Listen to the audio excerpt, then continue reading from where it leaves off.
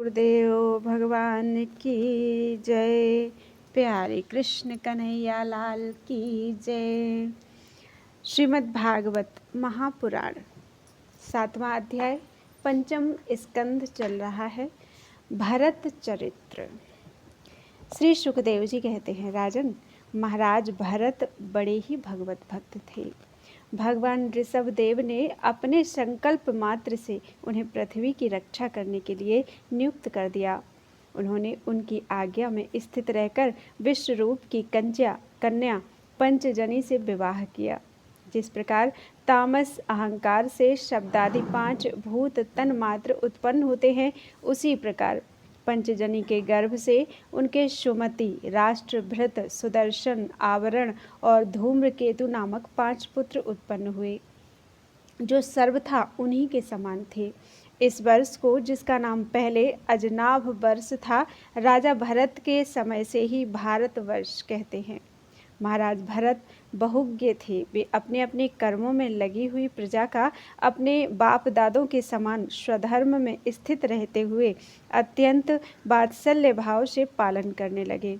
उन्होंने होता, अधवर्यु, उद्गाता और ब्रह्मा, इन 4 ऋतुजों द्वारा कराए जाने वाले प्रकृति और विकृति दोनों प्रकार के अग्निहोत्र, दर्श, पौर्णमास, चातुर्मास्य, पशु और सोम आदि छोटे बड़े क्रतुओं यज्ञों से यथा समय श्रद्धापूर्वक यज्ञ और क्रतु रूप श्री भगवान का यजन किया। इस प्रकार अंग और क्रियाओं के सहित भिन्न भिन्न यज्ञों के अनुष्ठान के समय जब अधवर्यु गुण आहुति देने के लिए हवि हाथ में लेते, तो यजमान भरत उस यज्ञ कर्म से होने वाले पुण्य रूप फल को यज्ञ पुरुष भगवान वासुदेव के अर्पण कर देते थे। वस्तुतः वे परब्रह्म ही इंद्रादि समस्त देवताओं के प्रकाशक, मंत्रों के वास्तविक प्रतिपाद्य तथा उन देवताओं के भी नियामक होने से मुख्य कर्ता एवं प्रधान देव हैं।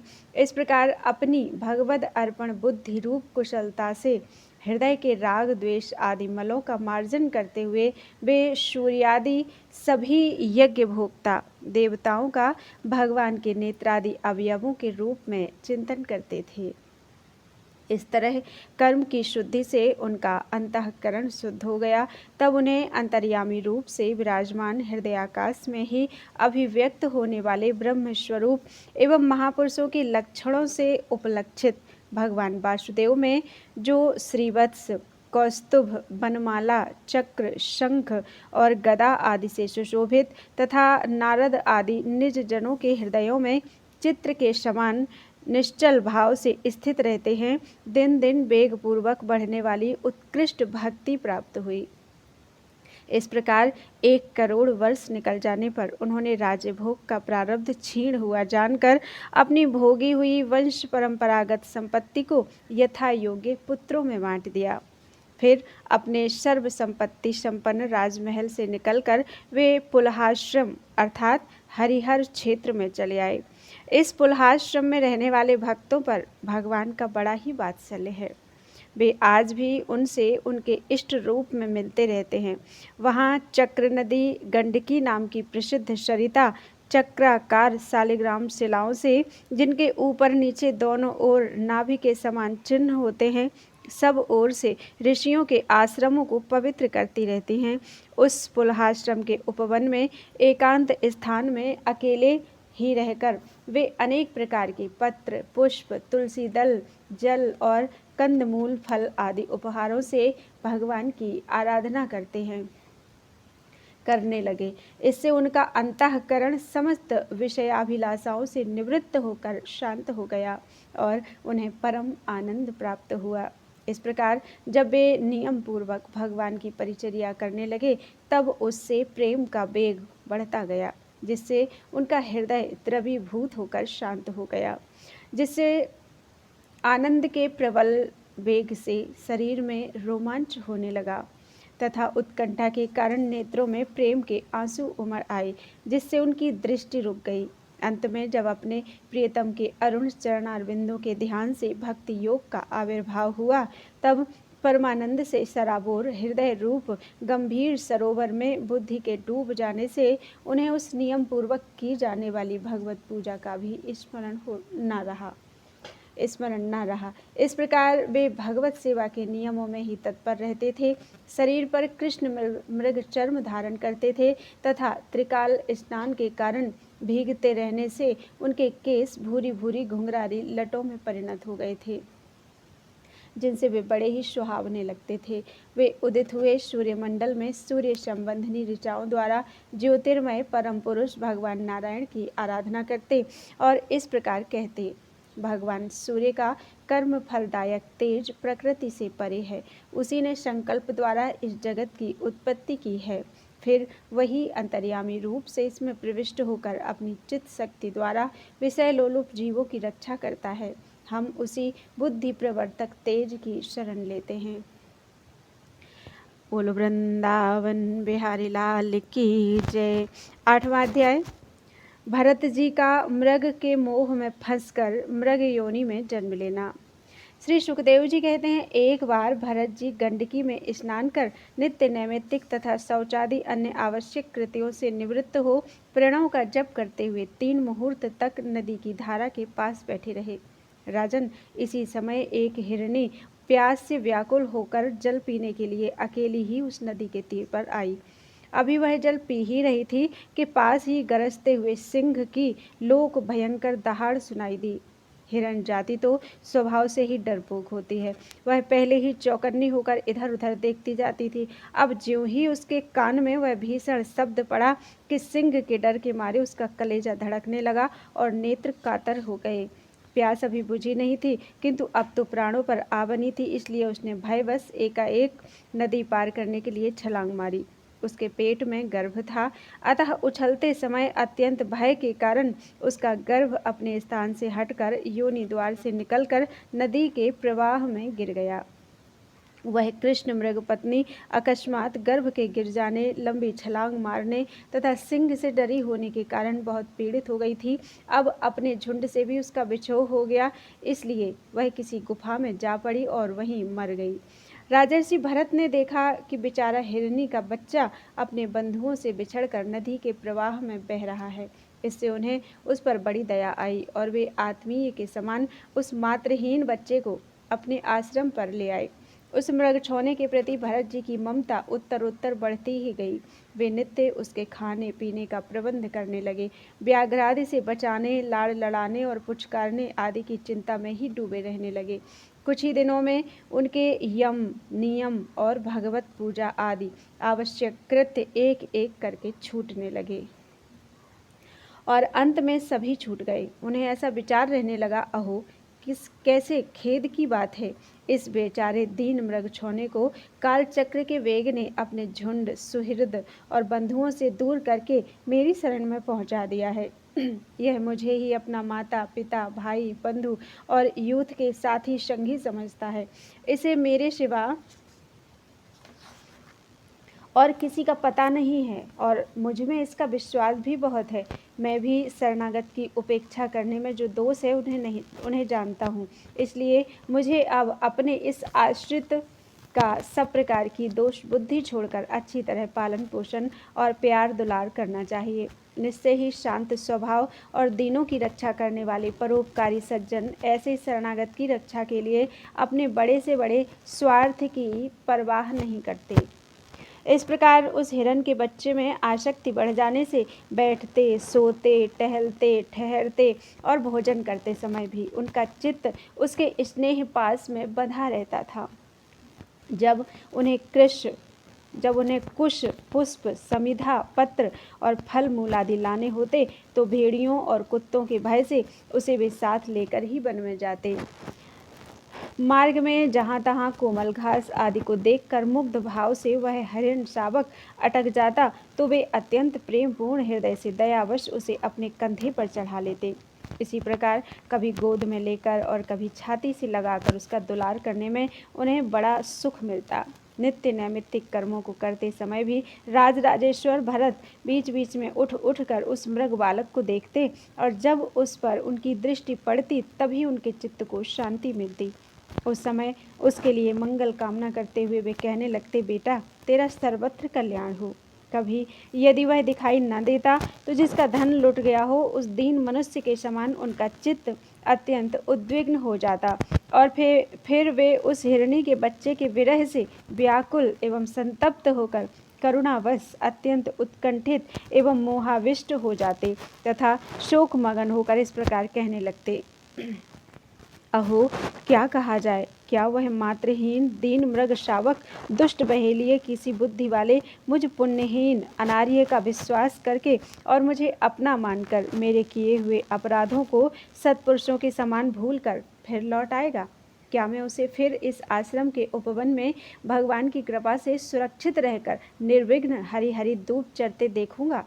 ऐसा ना हो कि कोई भेड़िया, कुत्ता, गोल बांधकर विचरने वाले शूकर आदि अथवा अकेले घूमने वाले व्याघ्र आदि ही उसे खा जाएं।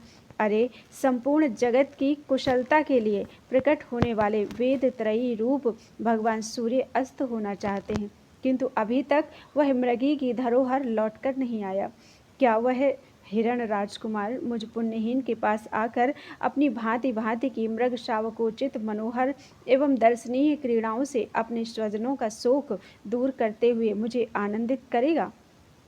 अहो जब कभी मैं प्रणय कोप से खेल में झूठ मूठ समाधि के बहाने आंखें मूंद कर बैठ जाता तब वह चकित चित्त से मेरे पास आकर जल बिंदु के समान कोमल और नन्हे नन्हे सींगों की नोक से किस प्रकार मेरे अंगों को खुजलाने लगता था। मैं कभी कुशों पर हवन सामग्री रख देता और वह उन्हें दांतों से खींचकर अपवित्र कर देता तो मेरे डांटने डपटने पर वह अत्यंत भयभीत होकर उसी समय सारी उछल कूद छोड़ देता और ऋषि कुमार के समान अपने समस्त इंद्रियों को रोककर चुपचाप बैठ जाता था। फिर पृथ्वी पर उस मृग शावक के खुर के चिन्ह देखकर कहने लगते, अहो इस तपस्विनी धरती ने ऐसा कौन सा तप किया है जो उस अति विनीत कृष्ण सार किशोर के छोटे छोटे सुंदर सुखकारी और सुकोमल खुरों वाले चरणों के चिन्हों से मुझे, जो मैं अपना मृग धन लुट जाने से अत्यंत व्याकुल और दीन हो रहा हूँ, उस द्रव्य की प्राप्ति का मार्ग दिखा रही है और स्वयं अपने शरीर को भी सर्वत्र उन पद चिन्हों से विभूषित कर स्वर्ग और अपवर्ग के इच्छुक द्विजों के लिए यज्ञ स्थल बना रही है। चंद्रमा में मृग का सा श्याम चिन्ह देख उसे अपना ही मृग मानकर कहने लगते, अहो जिसकी माता सिंह के भय से मर गई थी, आज वही मृग शिशु अपने आश्रम से बिछुड़ गया है। अतः उसे अनाथ देखकर क्या ये दीन वत्सल भगवान नक्षत्रनाथ दयावश उसकी रक्षा कर रहे हैं?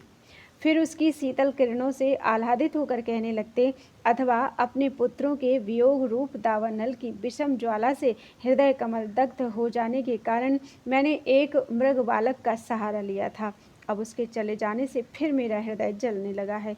इसलिए ये अपनी शीतल शांत स्नेहपूर्ण और वदन सलिल रूपा अमृतमयी किरणों से मुझे शांत कर रहे हैं। राजन, इस प्रकार जिनका पूरा होना सर्वथा असंभव था, उन विविध मनोरथों से भरत का चित्त व्याकुल रहने लगा। अपने मृग शावक के रूप में प्रतीत होने वाले प्रारब्ध कर्म के कारण तपस्वी भरत जी भगवद आराधन रूप कर्म एवं योगानुष्ठान से च्युत हो गए। नहीं तो जिन्होंने मोक्ष मार्ग में साक्षात विघ्न रूप समझकर अपने ही हृदय से उत्पन्न दुस्तेज पुत्रादि को भी त्याग दिया था, उन्हीं की अन्य जातीय हिरण शिशु में ऐसी आसक्ति कैसे हो सकती थी? इस प्रकार राजर्षि भरत विघ्नों के वशीभूत होकर योग साधन से भ्रष्ट हो गए और उस मृग छौने के पालन पोषण और लाड़ प्यार में ही लगे रहकर आत्मस्वरूप को भूल गए। इसी समय जिसका टलना अत्यंत कठिन है, वह प्रबल वेगशाली कराल काल चूहे के बिल में जैसे सर्प घुस आए उसी प्रकार उनके सिर पर चढ़ाया। उस समय भी वह हिरण शावक उनके पास बैठा पुत्र के समान शोकातुर हो रहा था। वे उसे इस स्थिति में देख रहे थे और उनका चित्त उसी में लग रहा था। इस प्रकार की आसक्ति में ही मृग के साथ उनका शरीर भी छूट गया। तदनंतर उन्हें अंतकाल की भावना के अनुसार अन्य साधारण पुरुषों के समान मृग शरीर ही मिला, किंतु उनकी साधना पूरी थी, इससे उनकी पूर्व जन्म की स्मृति नष्ट नहीं हुई। उस योनि में भी पूर्व जन्म की भगवत आराधना के प्रभाव से अपने मृग रूप होने का कारण जानकर वे अत्यंत पश्चाताप करते हुए कहने लगे, अहो, बड़े खेद की बात है, मैं संयमशील महानुभावों के मार्ग से पतित हो गया। मैंने तो धैर्यपूर्वक सब प्रकार की आसक्ति छोड़कर एकांत और पवित्र वन का आश्रय लिया था। वहाँ रहकर जिस चित्त को मैंने सर्वभूतात्मा श्री वासुदेव में निरंतर उन्हीं के गुणों का श्रवण मनन और संकीर्तन करके तथा प्रत्येक पल उन्हीं की आराधना और स्मरण आदि से सफल करके स्थिर भाव से पूर्णतया लगा दिया था, मुझ अज्ञानी का वही मन अकस्मात एक नन्हे से हिरण शिशु के पीछे अपने लक्ष्य से च्युत हो गया। इस प्रकार मृग बने हुए राजर्षि भरत के हृदय में जो वैराग्य भावना जागृत हुई, उसे छिपाए रखकर उन्होंने अपनी माता मृगी को त्याग दिया और अपनी जन्मभूमि कालंजर पर्वत से वे फिर शांत स्वभाव मुनियों के प्रिय उसी सालग्राम तीर्थ में, जो भगवान का क्षेत्र है, पुलस्त्य और पुलह ऋषि के आश्रम पर चले आए। वहाँ रहकर भी वे काल की ही प्रतीक्षा करने लगे। आसक्ति से उन्हें बड़ा भय लगने लगा था। बस अकेले रहकर वे सूखे पत्ते, घास और झाड़ियों द्वारा निर्वाह करते मृगी योनि की प्राप्ति कराने वाले प्रारब्ध के क्षय की बाट देखते रहे। अंत में उन्होंने अपने शरीर का आधा भाग गंडकी के जल में डुबाए रखकर उस मृग शरीर को छोड़ दिया। बोलो वृंदावन बिहारी लाल की जय। 9वां अध्याय, भरत जी का ब्राह्मण कुल में जन्म। श्री सुखदेव जी कहते हैं, राजन, आंगिरस गोत्र में शम दम तप स्वाध्याय वेदाध्ययन त्याग अतिथि आदि को अन्न देना, संतोष तितिक्षा विनय विद्या कर्म विद्या अनुसूया अर्थात दूसरों के गुणों में दोष न ढूंढना, आत्मज्ञान आत्मा के कर्तृत्व और भोक्तृत्व का ज्ञान एवं आनंद धर्म पालन जनित सुख सभी गुणों से संपन्न एक श्रेष्ठ ब्राह्मण थे। उनकी बड़ी स्त्री से उन्हीं के समान विद्या शील आचार रूप और उदारता आदि गुणों वाले 9 पुत्र हुए तथा छोटी पत्नी से एक ही साथ एक पुत्र और एक कन्या का जन्म हुआ। इन दोनों में जो पुरुष था वह परम भागवत राजर्षि शिरोमणि भरत ही थे। वे मृग शरीर का परित्याग करके अंतिम जन्म में ब्राह्मण हुए थे, ऐसा महापुरुषों का कथन है। इस जन्म में भी भगवान की कृपा से अपनी पूर्व जन्म परंपरा का स्मरण रहने के कारण वे इस आशंका से कि कहीं फिर कोई विघ्न उपस्थित न हो जाए, अपने स्वजनों के संग से भी बहुत डरते थे। हर समय जिनका श्रवण स्मरण और गुण कीर्तन सब प्रकार के कर्म बंधन को काट देता था, श्री भगवान के उन युगल चरण कमलों को ही हृदय में धारण किए रहते तथा दूसरों की दृष्टि में अपने को पागल मूर्ख अंधे और बहरे के समान दिखाते। पिता का तो उनमें भी वैसा ही स्नेह था, इसलिए ब्राह्मण देवता ने अपने पागल पुत्र के भी शास्त्रानुसार समावर्तन पर्यंत विवाह से पूर्व के सभी संस्कार करने के विचार से उनका उपनयन संस्कार किया। यद्यपि वे चाहते नहीं थे तो भी पिता का कर्तव्य है कि पुत्र को शिक्षा दे। इस शास्त्र विधि के अनुसार उन्होंने इन्हें शौच आचमन आदि आवश्यक कर्मों की शिक्षा दी, किंतु भरत जी तो पिता के सामने ही उनके उपदेश के विरुद्ध आचरण करने लगते थे। पिता चाहते थे कि वर्षा काल में इसे वेदाध्ययन आरंभ करा दूं, किंतु वसंत और ग्रीष्म ऋतु के चैत्र वैशाख ज्येष्ठ और आषाढ़ 4 महीनों तक पढ़ाते रहने पर भी वे इन्हें व्याहृति और शिरो मंत्र प्रणव के सहित त्रिपदा गायत्री भी अच्छी तरह याद न करा सके। ऐसा होने पर भी अपने इस पुत्र में उनका आत्मा के समान अनुराग था, इसलिए उसकी प्रवृत्ति न होने पर भी वे पुत्र को अच्छी तरह शिक्षा देनी चाहिए। इस अनुचित आग्रह से उसे शौच वेदाध्ययन व्रत नियम तथा गुरु और अग्नि की सेवा आदि ब्रह्मचर्य श्रम के आवश्यक नियमों की शिक्षा देते ही रहे, किंतु अभी पुत्र को सुशिक्षित देखने का उनका मनोरथ पूरा न हो पाया था और स्वयं भी भगवत जन रूप अपने मुख्य कर्तव्य से असावधान रहकर केवल घर के धंधों में ही व्यस्त थे कि सदा सजग रहने वाले काल भगवान ने आक्रमण करके उनका अंत कर दिया। तब उनकी छोटी भाभी अपने गर्भ से उत्पन्न हुए दोनों बालक अपनी सौत को सौंपकर स्वयं सती होकर पतिलोक को चली गईं। भरत जी के भाई कर्मकांड को सबसे श्रेष्ठ समझते थे। वे ब्रह्मज्ञान रूप पराविद्या से सर्वथा अनभिज्ञ थे, इसलिए उन्हें भरत जी का प्रभाव भी ज्ञात नहीं था। वे उन्हें निरा मूर्ख समझते थे। अतः पिता के परलोक सिधारने पर उन्होंने उन्हें पढ़ाने लिखाने का आग्रह छोड़ दिया। भरत जी को मान अपमान का कोई विचार नहीं था। जब साधारण नर पशु उन्हें पागल, मूर्ख अथवा बहरा कहकर पुकारते, तब वे भी उसी के अनुरूप भाषण करने लगते। कोई भी उनसे कुछ भी काम कराना चाहता तो वे उनकी इच्छा के अनुसार कर देते। बेगार के रूप में, मजदूरी के रूप में मांगने पर अथवा बिना मांगे जो भी थोड़ा बहुत अच्छा या बुरा अन्न उन्हें मिल जाता, उसी को जीभ का जरा भी स्वाद न देखते हुए खा लेते। अन्य किसी कारण से उत्पन्न न होने वाला स्वतः सिद्ध केवल ज्ञानानंद स्वरूप आत्मज्ञान उन्हें प्राप्त हो गया था। इसलिए शीतोष्ण, मान अपमान आदि द्वंद्वों से होने वाले सुख दुख आदि में उन्हें देहाभिमान की स्फूर्ति नहीं होती थी। वे सर्दी, गर्मी, वर्षा और आंधी के समय साड़ के समान नंगे पड़े रहते थे। उनके सभी अंग हृष्ट पुष्ट एवं कटे हुए थे। वे पृथ्वी पर ही पड़े रहते थे, कभी तेल उबटन आदि नहीं लगाते थे और न कभी स्नान ही करते थे। इससे उनके शरीर पर मैल जम गई थी। उनका ब्रह्म तेज धूलि से ढके हुए मूल्यवान मणि के समान छिप गया था। वे अपनी कमर में एक मैला कुचैला कपड़ा लपेटे रहते थे। उनका यज्ञोपवीत भी बहुत ही मैला हो गया था। इसलिए अज्ञानी जनता यह कोई द्विज है, कोई अधम ब्राह्मण है, ऐसा कहकर उसका निरंतर तिरस्कार कर दिया करते थे। किंतु वे इसका कोई विचार ना करके स्वच्छंद विचरते थे। दूसरों की मजदूरी करके पेट पालते देख जब उन्हें उनके भाइयों ने खेत की क्यारियां ठीक करने में लगा दिया, तब वे उस कार्य को भी करने लगे। परंतु उन्हें इस बात का कुछ भी ध्यान नहीं था कि उन क्यारियों की भूमि समतल है या ऊंची नीची, अथवा वह छोटी है या बड़ी।